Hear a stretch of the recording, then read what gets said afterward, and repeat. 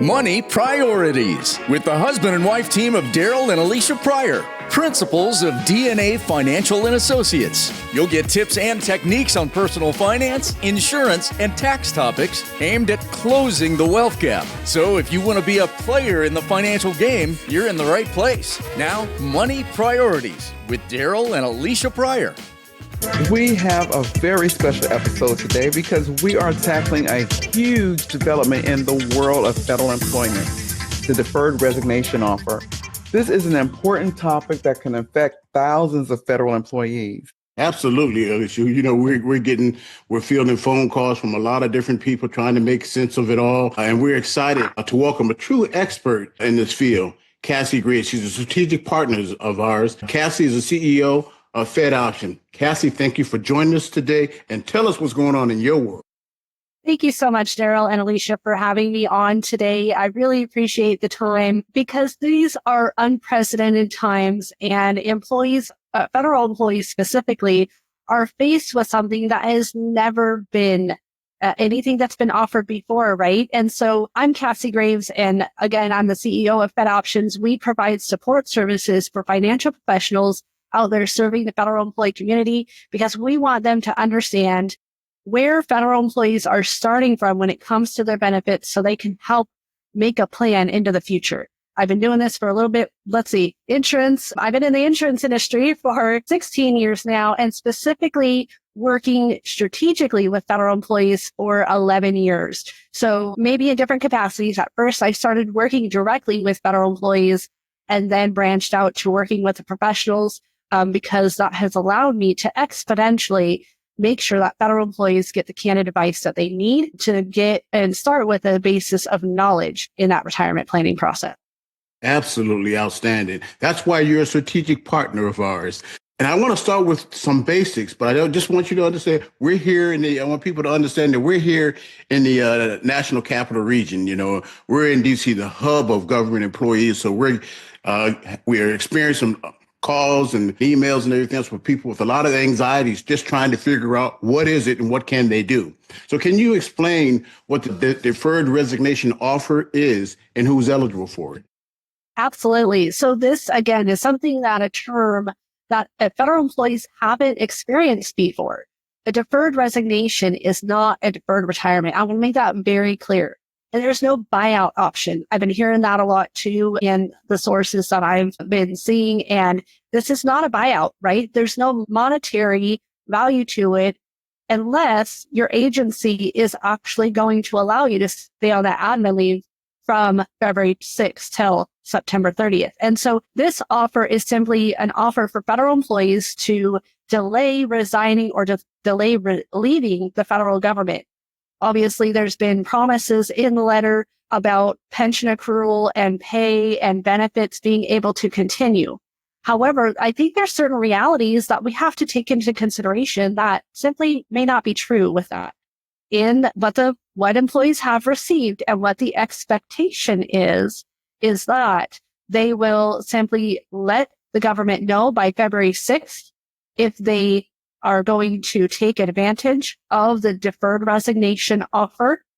And then with that, they are not expected to work at the full capacity. Rather, they'll be on mostly an admin leave until September 30th when that leave resignation date is. And so then they will not have employment with the government after September 30th of this year. Wow, that's a lot to kind of chew on there and consider. Do you think that there are any risk to consider as well with this deferred resignation? Great question, Alicia. Absolutely. Because, who's to say that the admin leave will be guaranteed between February and September? Right now, we're in a continuing resolution, and that's only good until March 14th. And so there's no guarantee that the budget will allow for people to stay in a paid capacity all the way until September 3rd. The other caveat is, what does your agency say? I have gotten emails and phone calls from financial professionals with all kinds of misinformation that people are getting from their higher ups. And so there is some level of choice and things like that that agencies have. But again, they have to stay in certain parameters, just like, this letter. And so is this a legal offer? That's been another concern out there. So far from the research that we've done, the offer is valid. But again, I'm not a legal expert. I'm not an attorney. So don't quote me on That'd be adjudicated somewhere else. Yeah, just based on the years of experience and what have you that, and listen, the president's redefining certain terms, right? Admin leave was just redefined. And so now we have to look at these kind of granular pieces and kind of get into the weeds of things that we haven't had to do previously. And so that's another question. Is it even legal with the new admin leave rules to have it extended for that period of time? Because that's not currently how it works. So we don't know these different pieces. And these are, I think, the risks and quite honestly, those realities that employees have to look at. Take the emotion out of it and look at the real come to Jesus moments, if you would, with what's going on with. Right. Well, I'm glad you mentioned one thing about take the emotion out of it. Again, we're getting a lot of calls from people from a very broad career range. And so one of the things we want to make sure we're able to do is put people's mind at ease no matter where they are. But how should employees who are nowhere near retirement, how should they approach this thing really? Because again, there's already a complex system that they're involved in. Now we add a little chaos and then it gets real emotional for a lot of people. And that's when people make mistakes. And so what we want to do is kind of demystify some of those things. And we're glad to have you here today to answer those questions. But a person who's nowhere near retirement, how should they approach it? Great question. Generally, I would say don't take the offer, because if you take the offer, then you're simply leaving service and you're not going to be able to continue your benefits if you leave service and you haven't met the basic age and service year requirements to be eligible for even an early retirement, right? So that's another thing that people are really getting hung up on, which I want to make clear on, is deferred resignation means you are resigning from service. You are not retiring necessarily. So you have an option to look for another position and do all of these other things. If you know that your position isn't solid enough to keep, you can do that. But it is similar in the deferred retirement, whereas if you do leave service, you will not be eligible to continue your benefits past September 3rd. And eventually you will be able to pick up a pension if you don't come back to federal service. However, if you don't reply to the email, right? You say, no, thanks, I'm not resigning. There's a possibility of a discontinued service retirement or a voluntary early retirement or VERA being offered, which means at that point, that's kind of a better situation for some employees because it lessens the age and service year requirements for somebody to be able to retire. So they may be able to then retire from government service and keep their benefits that they rely on, especially that health benefit and possibly the life insurance, depending on what that looks like for that individual.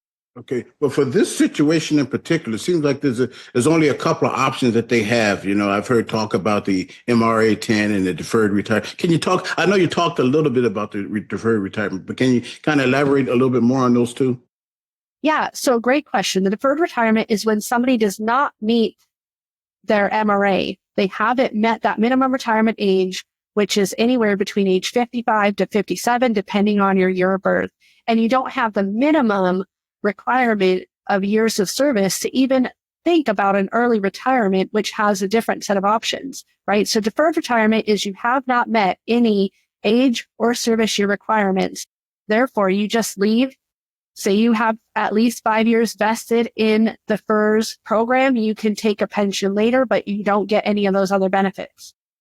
Now, an MRA plus 10 scenario, that's when somebody's eligible for an early retirement.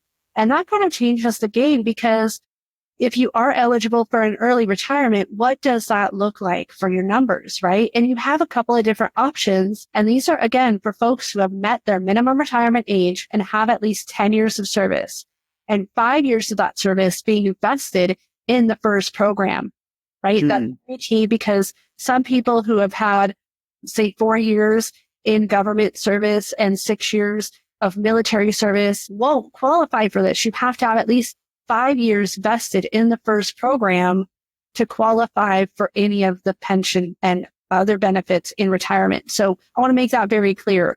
However, if you have 6 years as a federal employee and 4 years of military service that you've made a deposit for, that can count towards that whole 10-year period. Okay, so it's 10 years of creditable service and at least 5 years of contributing to the first program. And again, you have to meet your MRA. And if you have all of those things true, then what will happen is you're eligible for an immediate pension or a postponed retirement pension. What that means is if you take your pension immediately, you'll have a reduction or penalty to your pension.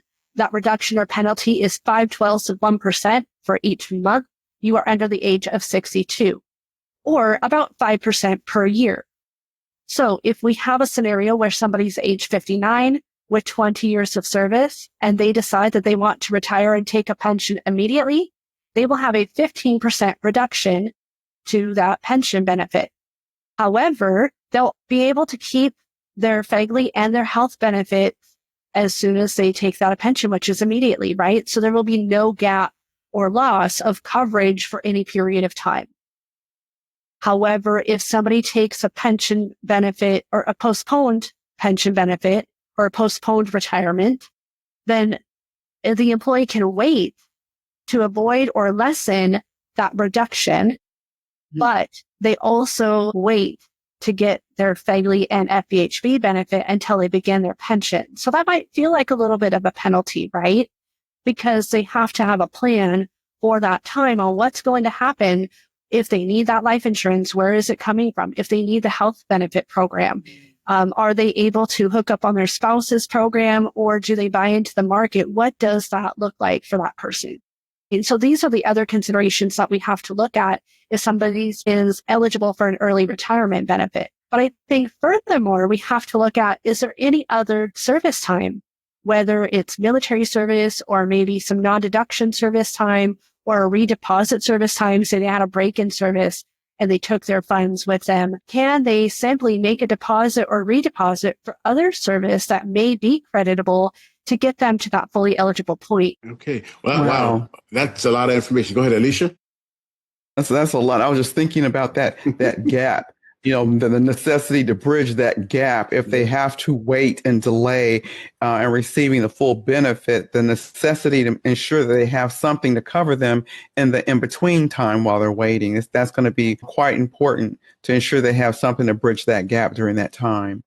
Especially those who are considering retiring a little bit early. It's like waiting, financial stability now versus, what you want in your future retirement plan, the income that you want. And so, we have a class of individuals who are just at this point right now, they're ready to retire now. But before I mention that, I did want to interject that we happen to be in an area, so we're going to have to do another podcast possibly, because we have military, we have government civilians, and then we have a lot of people who have gone back and support the government as contractors. It doesn't impact their government retirement as much unless you look at it from a holistic picture. And one of the things that we're excited about our partnership with you is that we can work with our clients now so they can see how the military and the government pension fits in with some of the other streams of income that they may have. Really excited about it. You have a wealth of information. But for those who are ready to retire now, do you have any recommendations or anything that we should be concerned about? Absolutely. Great question. And yes, I think there's also many considerations for those who are looking at the possibility of retiring, right? And say, like I've had several advisors, and I think this is most of where the phone calls are coming in are from the people who are ready to retire, right? And they don't know, do I keep my retirement date? Do I take this offer? What does that look like for me? And do I delay my retirement? What does that look like? And so a couple of different things to consider, right? I can't tell you what to do in any given situation. That's not my position. What does that look like, right? So I would say to that, go ahead and take the resignation, but plan for the worst case scenario. right? When in the beginning of this, we looked at what are those risk factors? What happens if your admin leave stops for whatever reason? Are you prepared to turn in your paperwork at that time? Those are things that we need to be looking at. So I would say go ahead and push the button. If you're already planning on retirement, you can turn in your retirement paperwork in the middle of this time and it will trump the resignation, which means you won't have till September 30th. You'll have whatever date you plan on retirement. And then that's when everything starts, right? Well, assuming you're going to retire at the end of the month, then your pension will be accruing at the first of the following month for most first employees. And for CSRs, they have a little bit of a different strategy. But if you're planning on retiring at the end of the month, that's what that will look like. If you are planning in the middle of the month, just know that you're not going to have any pay or benefit accrual for that time period from whatever date that is till the end of the month, or the first of the following month when your pension begins accruing. So that's something to consider. I've heard of agencies not willing to let people continue on benefits and pay and all of this. I've heard where they're going to take leave away. Legally, they can't do that. If you've accrued it and you've worked all this time, they can't take that leave away. But, one of the things that I do want to caution people is if you're going to retire now and you're going to say, okay, I'll defer, think about maybe not waiting till September 30th to turn in that retirement paperwork, because how many other people will be doing the same thing? And we have to look at who are federal employees. OPM has been having a high turnover rate and they're short-staffed, right? It typically takes about 3 to 4 months on a low end for retirement paperwork to be adjudicated. How much longer will it take if you wait until September 30th and everybody else is doing the same thing? Absolutely. Wow. Right? So I want to caution people to plan for, rather than for, that 3 month to 4 months period, pushed out 6 months to possibly even 12 months for your paperwork to be adjudicated properly. And we also want to make sure, though, that they're planning for retirement during that time, right? So make sure that you have your retirement application package healthy. That means make sure that all the I's are dotted and the T's are crossed and all the additional paperwork is in there and that you don't have any issues when it does get to OPM, right? And so this is one of the services that we offer with our advisors is that retirement application review to make sure that things are in good order. And I will tell you, most of the time, I've worked with hundreds of these retirement applications now, and there's about 90% of them that have something missing or wrong with them, to where we want to make sure, again, that application package is healthy, it's in good order. So that way it lessens that adjudication process with OPM. Okay, some more wonderful points that you brought there. So under this program, it's pretty straightforward. You just reply resign if you're ready to retire now, and you know that you're ready to resign. But I think once you do that email, is it locked in? I mean, once you do that email, respond to that email, it's locked in, right?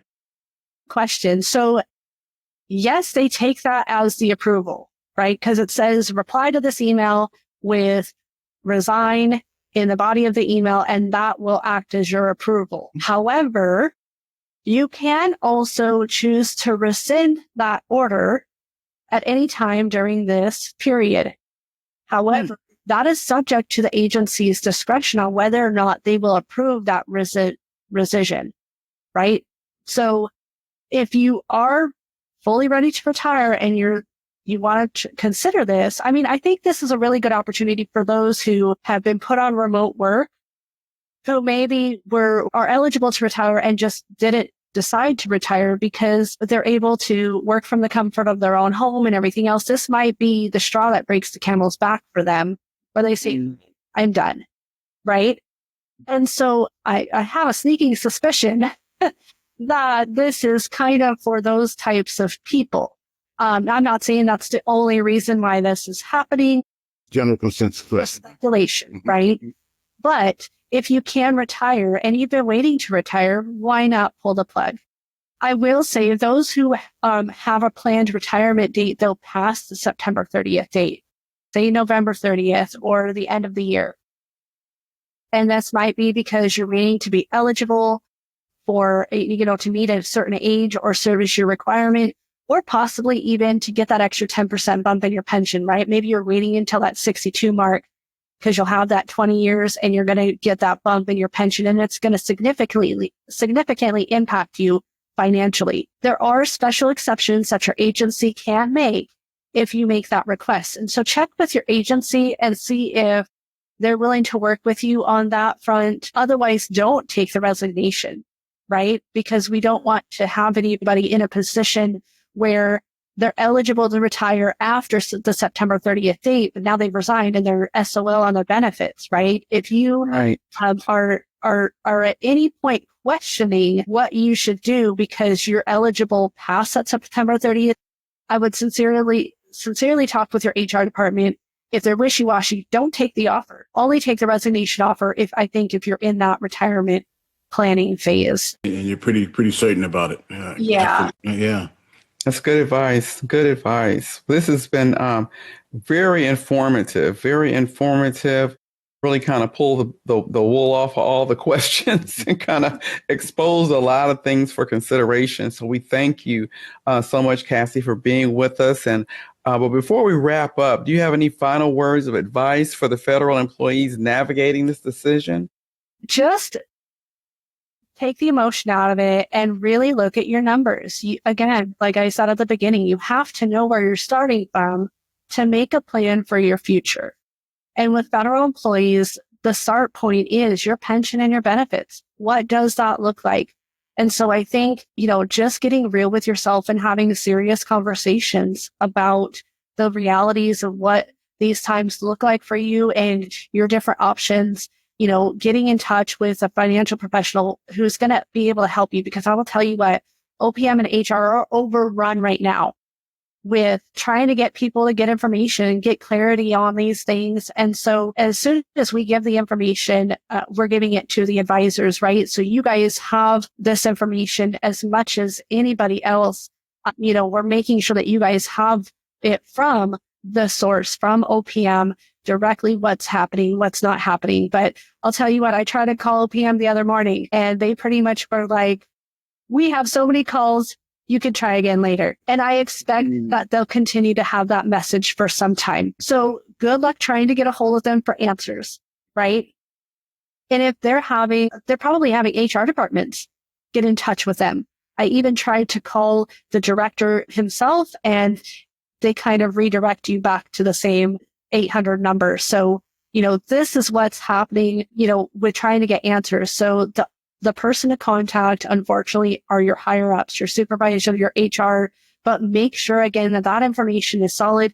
Look on opm.gov if you can. And if you have a hard time navigating it, again, we're putting out content to our advisors. They'll be able to direct you to the most recent information, the links that we have, and everything else regarding this, because you can get lost in the weeds of certain things as well. And we just want to make sure that people have what they need to, again, make that plan. So good luck to everybody. I hope that this was helpful, and we're with you guys. We're here to help. It's been extremely helpful. One of the sayings that we have at our firm, DNA Financial and Associates, is that no individuals is a cookie cutter approach when it comes to finances. Each financial DNA is separate. So what we recognize from the calls that we're getting, we know that this is a major financial decision and career choice. And so we recommend that you, again, reach out to OPM or just, give us a call. We can answer some questions and make sure that we get the answers that they need, because we have a wonderful strategic partner in FedOps. What? Absolutely. Absolutely. There is definitely no cookie cutter approach. And we want to make sure that everyone is comfortable and, more importantly, informed, because information is power. And then you want to make sure that you're making the right decisions that relates to your finances, your situation, your retirement, your options, your decisions. Absolutely. So thank you so much, Cassie, for what you bring to the table. We're so excited about this partnership and what we can bring to the community. Thank you, guys. You have a great day. Absolutely. So with that said, see you next time.